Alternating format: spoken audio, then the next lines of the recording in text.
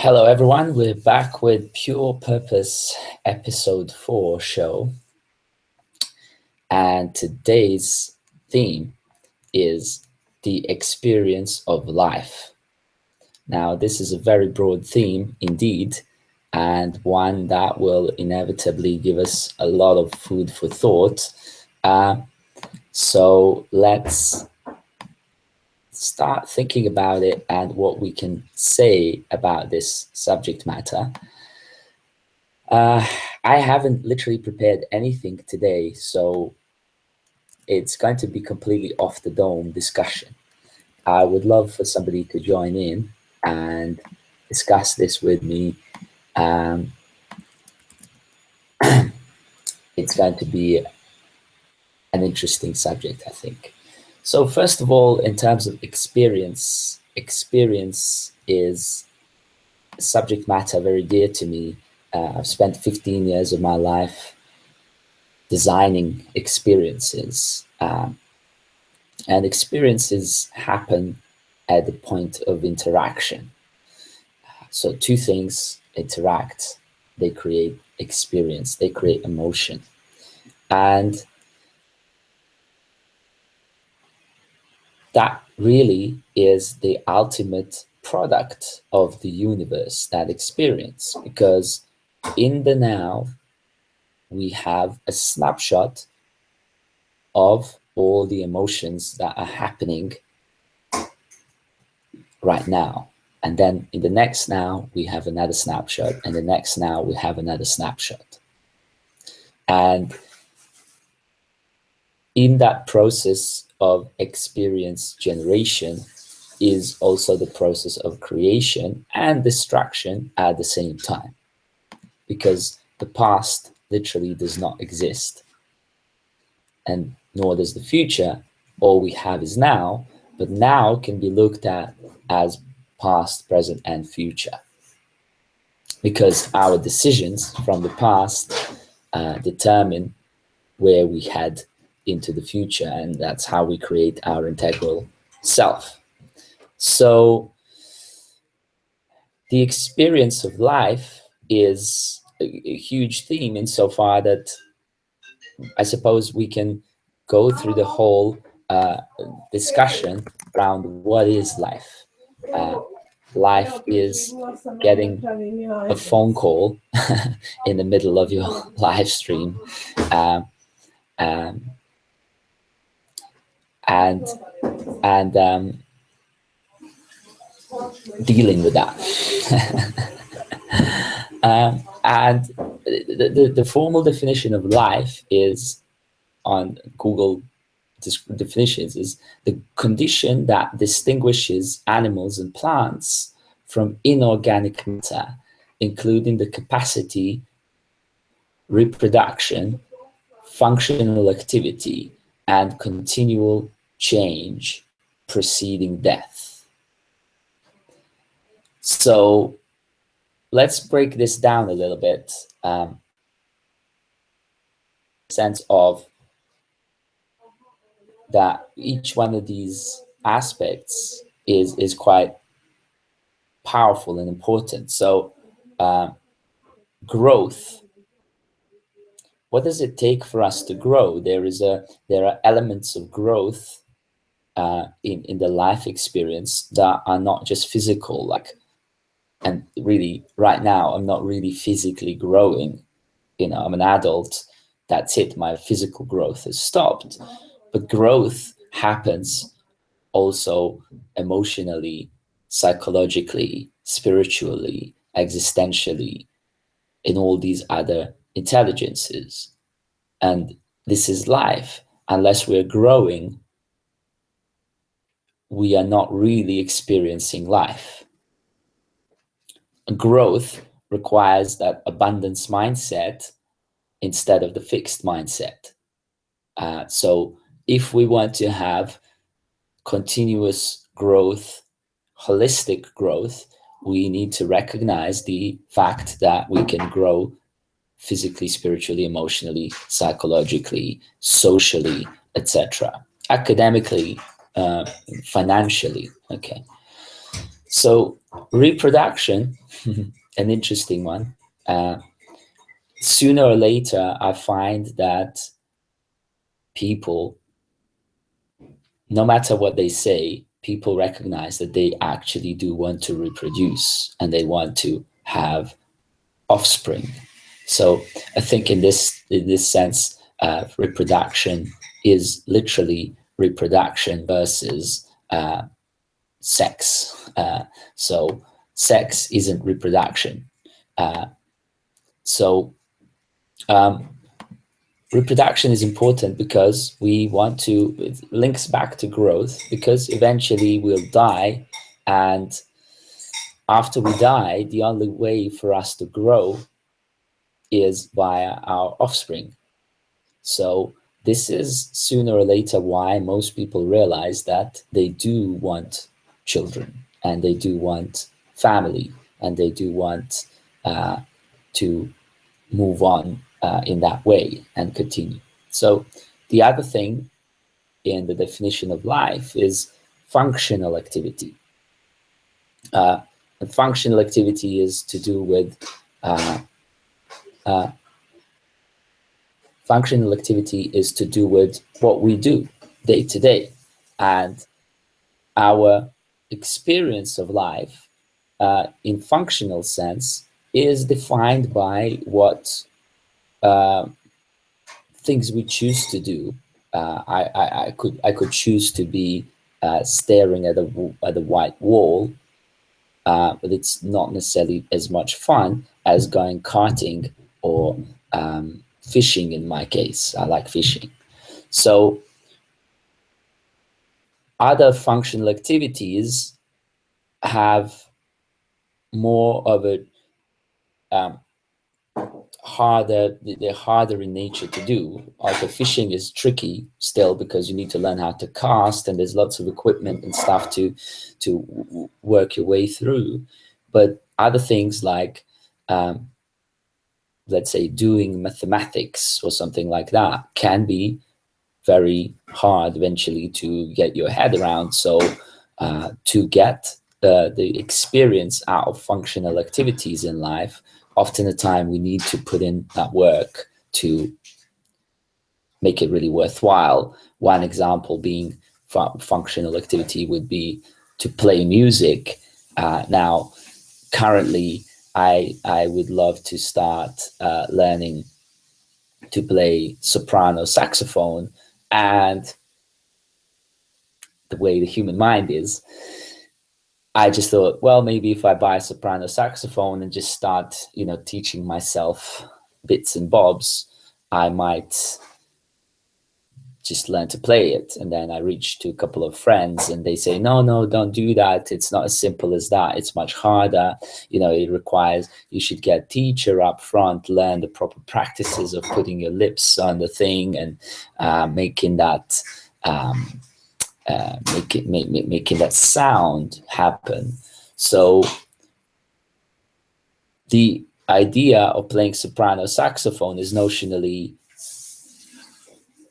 easy and fun, but it actually is quite hard work to get even to a certain point of making the basic sound. And really the other aspect of experience of life is continual change. So we just change, circumstances change all the time, and we need to be able to adapt to that and work with it as much as possible to make the most of that experience. And so important aspect about experience of life is that our mind to a great extent creates the experience that we have. So anything we do, we can turn into a positive or a negative experience, depending on what we focus on and how we focus on it. So by and experience is about emotion, the emotion created from interaction with the surrounding in our case. Now, when our mind is interacting with the surrounding, that's also a huge aspect of interaction. In fact, about 87% of our experience is driven by the visual perception, according to some research. So really what we see is what we get, almost quite literally. So our mind at any point in time focuses on aspects of experience that we are seeing. And in anything that we're doing and seeing and observing, we can focus on the positives or negatives, because that is the power of our mind. And so the ultimate skill in life to create the experience, the ultimate experience of life, is to be able to focus on the positives at all times, no matter what, and really reap the rewards of the life that has been given to us by ourselves and our circumstances. And truly, it is possible to both enjoy and hate any activity. Talking of hate, I think it's very important not to hate anything before we understand it fully. But really, hate is a very destructive emotion altogether. So, the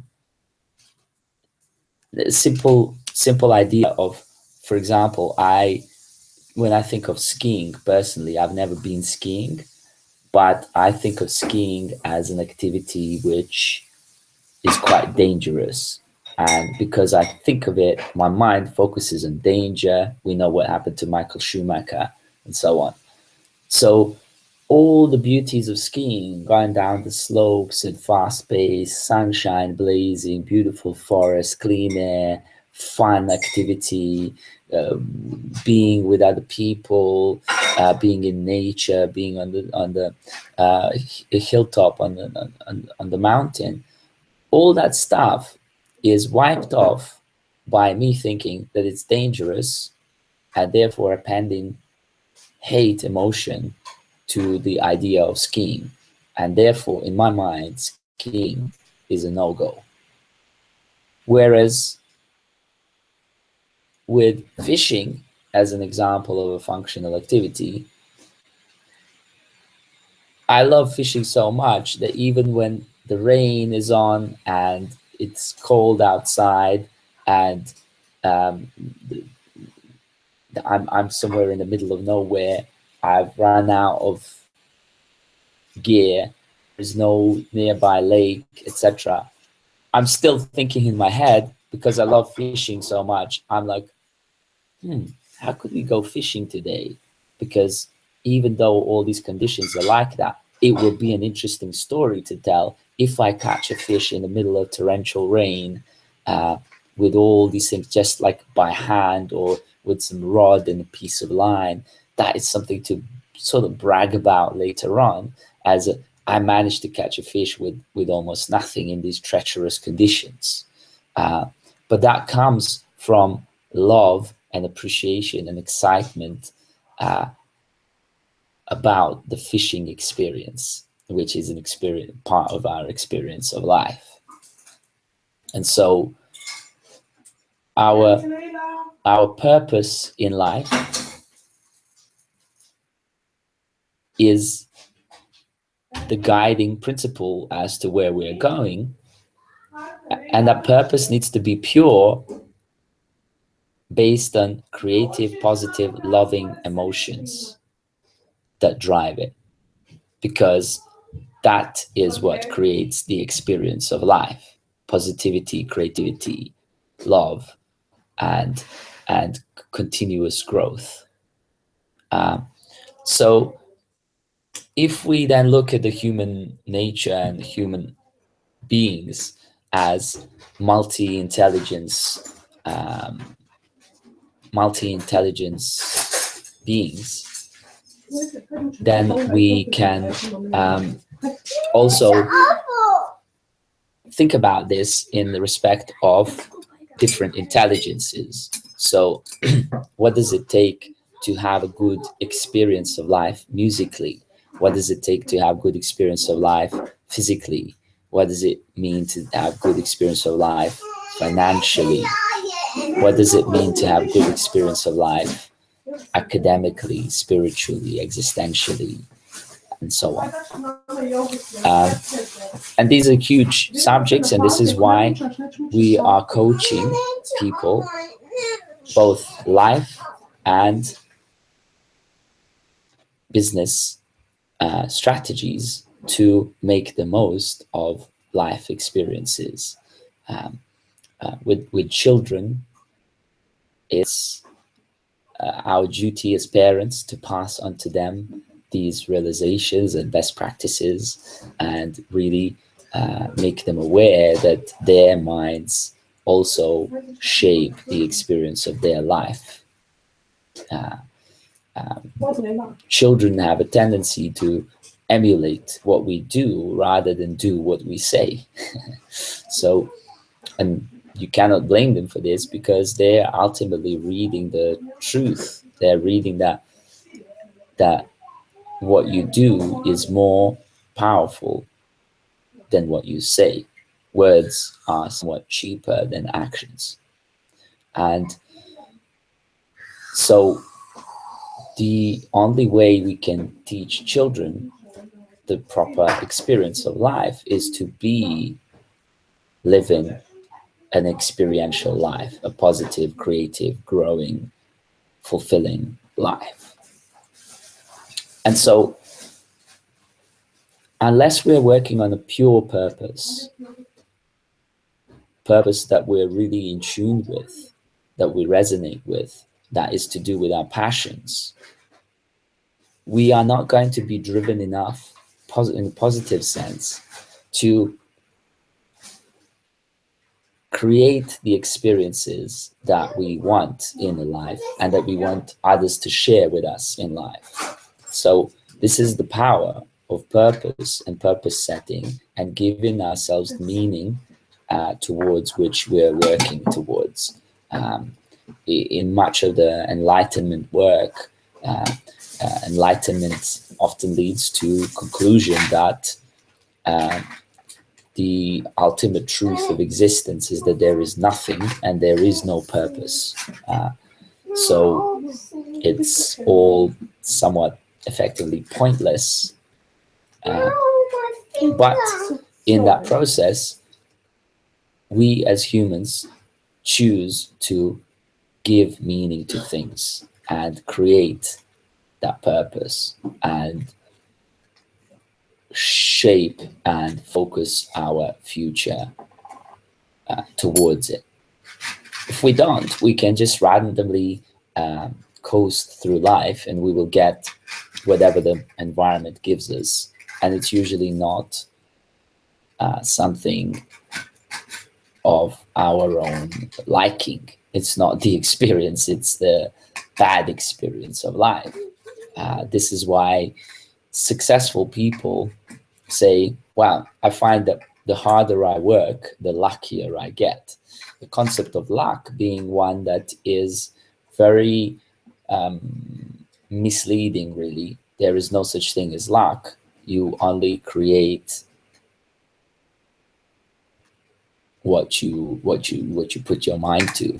And so if you're lucky, you need to track back and work out what sort of work and effort you've put across growth, reproduction,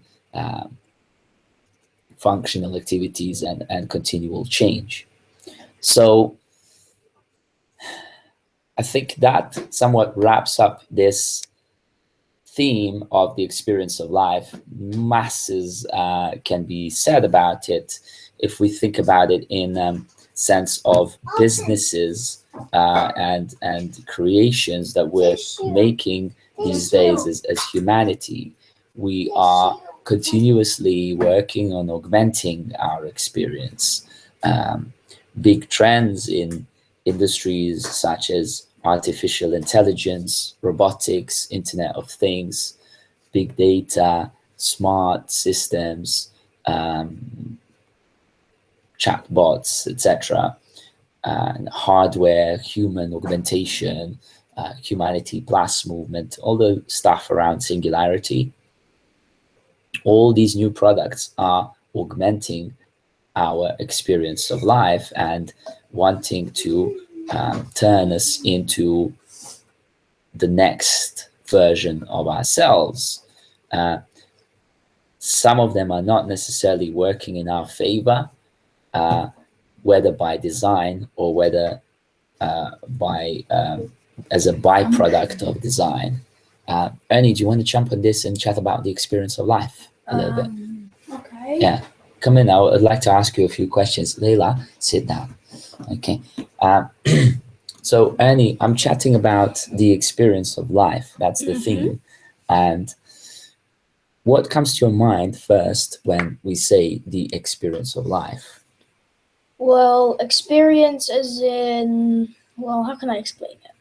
Experience as in how's it gone, or as in how has it felt? So then the experience of life would probably be as in how you felt in your life so far. Mm-hmm. So yeah. Yeah. So do you when you hear the word experience, so you feel like it's how has it gone, what have you done, and also how has it felt? Yeah. So why are these things important? Well, I mean, they're important because, of course, photobomb. Photobomb. I mean, they're very important because if you aren't necessarily enjoying life, then it won't necessarily have a good effect on you. You know what I'm saying? So where does this notion of enjoyment come from? How can we enjoy life? Experience. I mean, once you say the word experience, it kind of means also enjoy. Okay. But how can we enjoy our lives? By actually having fun. Like doing stuff that makes you feel like exhilarated and awesome. Okay. And so how do we know how are we going to have fun? Like just do stuff you like. You know? Yeah. So look into your passions. Yes. And work on them. Who's bad? Leila, do you want to say something, Leila? Huh? No, she's a little bit shy. So, okay. And so really, like, can our minds create absolutely anything we put them to? Yes. So theoretically, I believe so, yes. Yeah. So theoretically, we can have anything we want. As long as you put your mind to it. Exactly. And what else? And you try hard and you don't give up. Exactly. And all that. So you put your mind to it, which is somewhat emotional, right? Yes. Putting your mind to it is like somewhat emotional thing. You believe, that you can do it. And then you work towards making it happen. Stop right? Faces. And that gives us the experience of life. It's simple, but it's like a little equation. It's like a little equation. So create in your mind, right? Put the emotion behind it. It's like faith in action sort of thing. Work hard at it and it will happen. And so faith in actions, yes. And so look at Little's funny face. So but this becomes quite complicated, right? When you've got so many different things in life. You know, you've got your school, you've got your sports, and you've got your PlayStation, and you've got homework, Xbox, PlayStation, Xbox, same thing. And so how do you then manage the experience of life in this, multi activity life?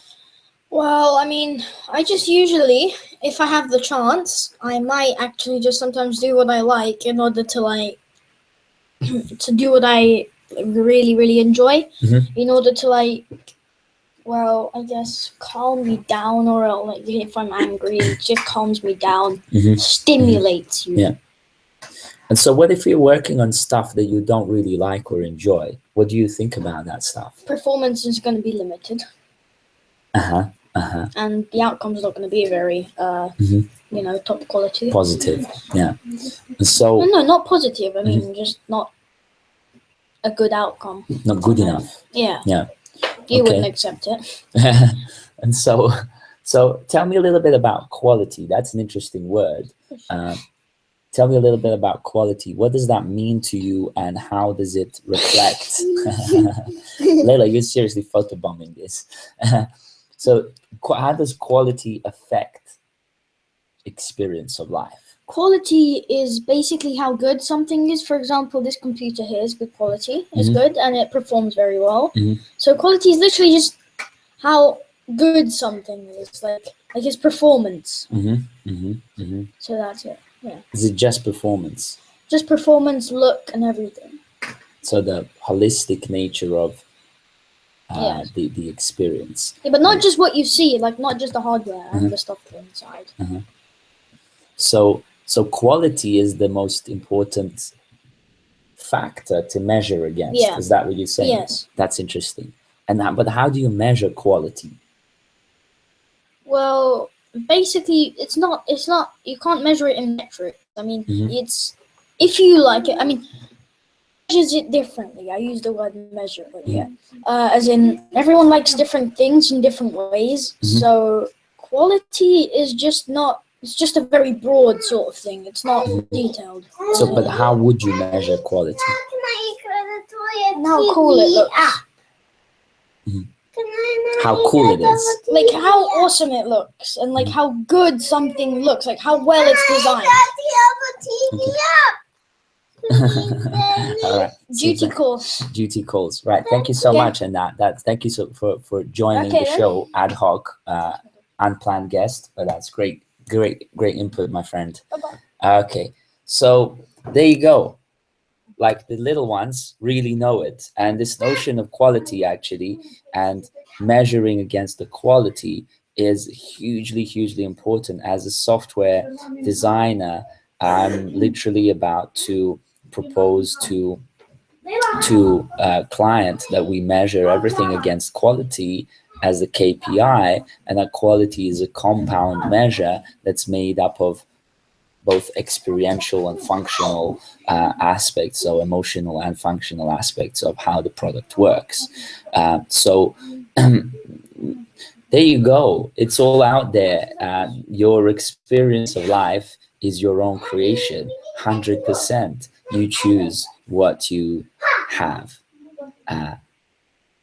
Pure purpose will give you a focus point to create the absolute perfect life you can ever imagine. Thanks very much.